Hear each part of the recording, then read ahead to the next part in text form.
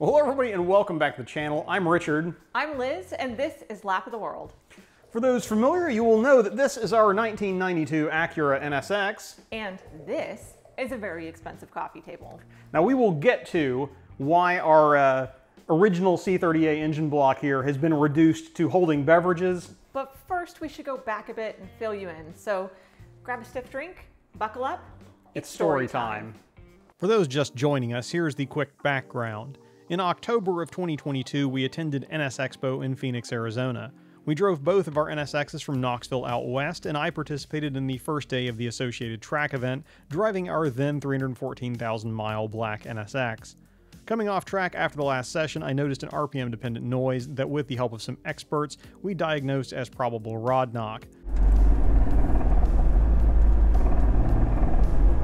Seeking to minimize any damage, we had the car towed just across town to Signs of Speed in Chandler and left it there while we finished the social portion of Expo and drove home to Tennessee in Liz's NSX. The team at SOS confirmed our unfortunate diagnosis and the need for a somewhat involved rebuild. We took a few weeks to talk to some experts about our options and do some cost-benefit spreadsheeting before deciding to take the sentimental approach and save the original motor, given how faithfully it had powered our journey to that point. This was, at the time, also one of the more economical options. And that is about where we stopped making videos on the subject in the spring. Now, to be fair, we did proceed dutifully towards our goal of rebuilding the original C30A, and we, in fact, accomplished that the first time. Unfortunately, that's where things took a hard left. Having chosen our direction, we next tackled the challenge of sourcing parts with a new factory crank coming from Austria, a factory rod or two from SOS's stock, and a nav pod from Japan, along with an oversized oil pump from Comptech, among other bits and pieces. Parts flowed into Phoenix over the 2022 winter holidays, and SOS finished putting everything together by February and had the car ready for us by March, having already put their own break-in miles on the new build to confirm all was well. We then flew to Phoenix, picked up the car, and spent a couple of days driving around town and hanging out with people with the idea of both seeing friends and putting our own confirmation miles on the car before leaving town. After those 2 days, with our guest appearance on hard parking recorded and all systems appearing nominal, we set out for home on a weekend. What happened next was honestly gut-wrenching. Yeah, we were getting up to Gallup, New Mexico about 5 hours out when we started noticing the coolant and the oil temperatures rising and the oil pressure dropping. And seeing the writing on the wall, I did what I could. I changed lanes and then killed the ignition. I think the last oil pressure I saw before I switched it off was 10 or 15 psi at 3,000 RPM, give or take, which is well below spec. Yeah, we could try to really help you understand and portray those feelings, but I think the best thing we could do is turn it over to past Richard and Liz, who can give you that. We don't know exactly yet what's gone wrong, but stuff has gone wrong, and we made it to just across the New Mexico border before having information displayed to us on our new, amazing new data display that suggested I should immediately turn the car off and coast it into the parking lot. Which, again, I mean, I feel like our luck has, as much as this is bad, yeah, our luck has continued to be this interesting combination of bad and it's like, wow, it couldn't have been better. Because it's like any time before this, we would have been in the middle of the desert. Anytime after this, we would have been in the middle of the desert. And somehow it happened right before the exit to Gallup, which was downhill. So he was able to coast it off the interstate and directly into the Best Western parking lot. Yeah. So it's kind of like being, it's a little bit like getting punched in the face and then being handed an ice cream cone. Yes. I don't know what to think of this. I want off the ride at this point, though. Yeah, so now what's next? Well, we're waiting on our ride back to SOS. It's about 5 hours. Yeah. So we made it really far, but not that far, luckily. Yeah. So we're waiting for, we have a tow truck driver that is nice enough to let us ride with him all the way back, and then we're gonna... Yeah, so we'll take our ride of shame back to Phoenix, drop the car off at SOS, which they're gonna be, kind enough to, we've been coordinating with Chris to get somebody to open the shop for us. Yeah. Just briefly on a weekend, and then, because it's currently Sunday, and then we will we'll fly back from Phoenix to Knoxville, Yeah, we'll get back to Knoxville later. Or And, we'll get back to we'll get back into Tennessee at 1 a.m. Yeah, we'll fly back from Phoenix to get home, and then kind of lick our wounds and figure out what's next. But we don't have any other information yet at this point. I hesitate to speculate. I would rather just wait on them to get in and see what has gone wrong and what's going to need to go from this point. But yeah, stay with us. We are on this ride together. Yeah. Eat your ice cream and be happy. Eat my ice cream and be we're going to try and eat ice cream and be happy, but we'll pick you guys up for the next one. Please bear with us, and thanks for following us on this unfortunate roller coaster of a journey at this point. After a long but entertaining tow back to Phoenix, thanks to our good-natured driver, we deposited the car at SOS and then jumped on a flight that Chris was kind enough to arrange for us and awaited the news. The wait was short, but the news was bad. Something had failed and significantly oil-starved all of the main bearings, resulting in some superheating of the journals as well.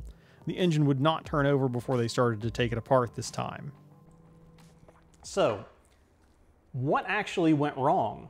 Well, that's where things get a bit muddy because, frankly, there's no consensus on it. But we can tell you the facts. Upon disassembly, SOS discovered and reported that the tolerances on the Comtech oil pump had opened up on both the inner and outer races, as seen here.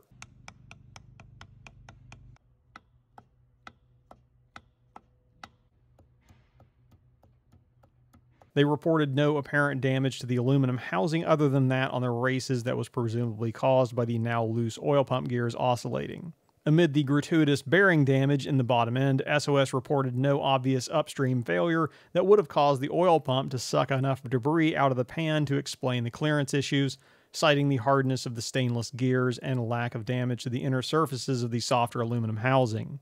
Upon request, we granted permission to send the pump itself back to Comtech because they were understandably concerned with many of these pumps out in the wild in various race and road cars. They had already taken the step of remeasuring tolerances on the rest of the batch from which ours was pulled, where they found them all exactly within spec. Comtech also found no evidence of metallurgical issues with the material hardness of the damaged gears in our car, matching the hardness of the gears still on the shelf, as well as those of two other pumps that they pulled from working race motors. Comtech's analysis suggested that something may have happened that preceded the oil pump failure, noting that even with the clearance issues manifested, it still should have been moving oil, and likely had not sent debris into the motor given that the pump is upstream of the filter. Putting the why aside for just a minute, we were now faced with the fact that things were worse than they were when we started. Yeah, our damage back in October had been limited to one rod and bearing and the associated crankshaft surface, unfortunately. Now, though, in addition to the crankshaft being compromised again, along with all of the rods and bearings, in addition, the block and main caps had also been damaged. Yeah, so it took us back to the drawing board of trying to figure out what to do. And now, having paid for one engine rebuild already, budget was even more of a concern. The difficulty and expense of finding yet another 3.0 crank, a full set of rods, bearings, etc., likely having to freight the motor out of state to a machinist with the skill and equipment to appropriately fix the block, along with the associated labor, would push the effort of saving the original motor past the initial budget, add months to our timeline, and would have several open question marks attached to the eventual success of a second rebuild. The prospects of any swaps we considered had not changed that much and were still just as expensive as the original build that we had already done. We could have potentially found a donor block or less damaged bottom end to cannibalize for components and hope that they worked. This would have likely been the least cost option, but would have still increased the timeline and lowered the confidence level without any gains to show for a lot of money spent. That's what led us to our last option and what we ended up doing. At some point in our process, Science of Speed, with consultation from Comtech, had suggested using a 3.2 bottom end with our existing heads and then using an adjustable fuel pressure system to offset the additional displacement. The trick, of course, was always going to be getting a hold of a C32B bottom end. Now, after investigating, we found that we could, in fact, get new ones from Honda out of Japan. The question was, how long? Luckily, though, in the meantime, we were all kind of talking to our various networks, and Peter Cunningham let us know that he had a 3.2 short block on the shelf that he was willing to sell us. And with that being onshore, that saved us a lot of time and a lot of freight cost. We purchased the short block from Peter, who then shipped it to SOS. SOS married this new short block with our heads and transmission and installed it into the car. SOS then put more break-in miles on the car with a default setting on the fuel pressure before throwing the car on their dyno to perform final adjustments. The car was ready for us the second time by the end of May, and we flew out to collect it mid-June. Mercifully, this time the car ran flawlessly all the way back to Tennessee, and in all subsequent driving that we've done around here, including NSX-Expedition, which involved 100 or so miles of pretty spirited mountain driving. Well, that, folks, is pretty much the whole story. You are now up to date on the sordid tale of our $30,000 coffee table here. Yeah, I mean, we've been really wanting to tell it. It's a difficult story, but we've been wanting to talk about it for a while. Yeah, we did want to make sure that all of our business was concluded and that we had a happy ending on which to finish. Which we do, because the car's home and in good health. Yep, and we are looking very much forward towards continuing our adventures, incidentally starting with NS Expo later this month. Yeah, just a few weeks away. We'll be in Atlanta, hopefully see a lot of you. And after that, you know, we'll see people around. Yeah. And we know you guys are going to have a lot of questions, and we will do our best to answer as many of them. Sometimes some of those questions we just may not have the answers to. Some answers we don't have. Yeah. But yeah, we will look forward to seeing everybody. We do want to, and honestly, the track event at NS Expo will be the black cars, or I should say, the short block and the black cars maiden track voyage. Yep. So we'll see how that goes. We'll you know, fingers crossed, knocking on some wood. But your corgi's barking as you knock. So far, so good. But we did want to take a second to thank everybody who is kind of born with our irregular posting schedule back in the spring. It's honestly like this whole thing has kind of put us in a weird place, and it was hard to find. Yeah, it was really difficult. I think it put us in a weird place, but also just difficult to talk about it and try to figure out how to present other things while also. Hard motivation was difficult, but also like subject matter with one car missing, the other car kind of acting up. Anyway, we appreciate all of you guys out there bearing with us. We appreciate in particular our patrons over on Patreon. We had several of you join over there for at least the period where we were rebuilding the car, which is extremely appreciated. And hopefully we've sort of, they've been compensated with various outtake videos and some behind the scenes looks and stuff like that. We've plenty of outtakes from this one as well. Oh, absolutely. That they can look forward to. This is not our first glass of whiskey. But the other thing we've been doing is on Tuesday and Friday night, around 8 p.m. Eastern, we have been streaming on Twitch, where we're doing it what I call Lap of the World After Dark. A little less formal. A lot of it is working on cars and chatting with people, and we have a good fun. Yeah. But a lot of you have been hanging out there, and we really appreciate all of you. Yeah, it's been awesome to talk to everybody. It's kind of been, that's been kind of keeping us rolling, because we could just kind of do that and start a stream up and work on something in the garage, be that most recently kind of mocking up our work in progress, soon to be coffee table. Our arts and craft NSX style. Arts and crafts projects. You can find us there. It's twitch.tv/Lap of the World. Yep. All one word. Yep.